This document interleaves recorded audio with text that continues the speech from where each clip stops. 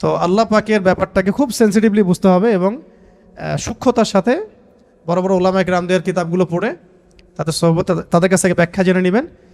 এবং যেটা বুঝবেন না পড়তে গিয়ে, যদি আপনি আকীদার বইগুলো আসলেই পড়তে পারেন, তাহলে যেটা বুঝবেন না সেটা অবশ্যই বড় আলেমকে জিজ্ঞাসা করতে হবে। হ্যাঁ, আরশের কথা দিয়ে অনেকে বলেছেন উপরে। এই সমাসীন শব্দটা মানে হচ্ছে আসীন হওয়া। এই যে আমি বসে আছি এখন চেয়ারের উপরে, আমি চেয়ারের উপরে সমাসীন হয়ে আছি আমি এখন। তো এটা কি সমাসীন শব্দটা ঠিক হবে তাহলে? আল্লাহ পাক কি বসে আছেন? নাউজুবিল্লাহি মিন যালিক। কোন হালতে আছেন আপনি জানেন? আমরা জানি। আল্লাহর হালতে আছে। আল্লাহ পাক যেভাবে থাকা দরকার তার শান মর্যাদা অনুযায়ী আল্লাহ পাক আছে।